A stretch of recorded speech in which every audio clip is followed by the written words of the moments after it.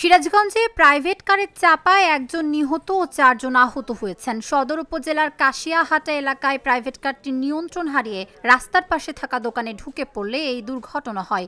দুর্ঘটনায় গুরুতর আহতদের উদ্ধার করে বিভিন্ন হাসপাতালে ভর্তি করা হয়।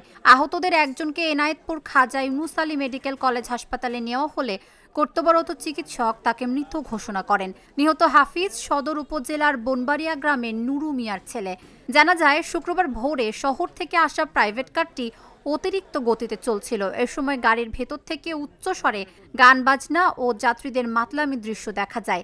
গাড়ির ভেতরে থাকা ৬ জন যুবক যুবতী মদ্যপ অবস্থায় ছিল। কিছুক্ষণের মধ্যে গাড়িটি নিয়ন্ত্রণ হারিয়ে সরাসরি দোকানের ভেতরে ঢুকে পড়ে এই দুর্ঘটনা ঘটে। এদিকে পুলিশ বলছে, বেপরোয়া গাড়ি চালানোর কারণেই দুর্ঘটনা হয়েছে। আমরা যেটা শুনেছি সেটা হচ্ছে সকাল ৬টার পরে এই একটা কারে ৪-৫ জন যাত্রী এবং ড্রাইভার গাড়িটা পদ্মার দিকে যাইতেছিল।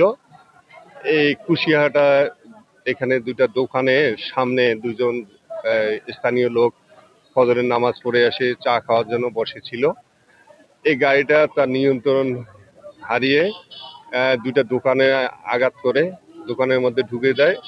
এই এক পর্যায়ে সামনে যারা ব্রেঞ্চে বসেছিল দুইজন, তার মধ্যে দুইজনেই আঘাত পায় এবং সম্ভবত আমরা যেটা শুনেছি যাত্রীরাও আঘাত পেতে পারে এবং পাইছে শুনেছি, তারাও মেডিকেলে গেছে। যে দুইজন বসেছিল সামনে তাদের মধ্যে একজন মারা গেছে হাসপাতালে। সেটা হচ্ছে, তার নাম হচ্ছে হাফেজ, বয়স ৩৫-এর মতো হবে।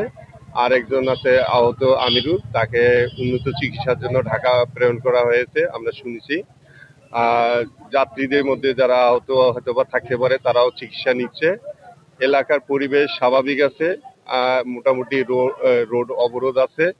আমরা স্থানীয় নেতৃবৃন্দর সাথে যারা আছে তাদের সাথে কথা বলতেছি সুষ্ঠু সুন্দরভাবে যাতে আমরা এই ব্যারিকেডটা উঠাইতে পারি।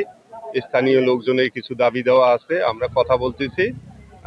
আশা করি যে আমরা তাৎক্ষণিকভাবে স্থানীয় লোকজনের সাথে কথা বলে আমরা ব্যারিকেড তুলে আইনগতভাবে এটার সমাধান করতে পারবো।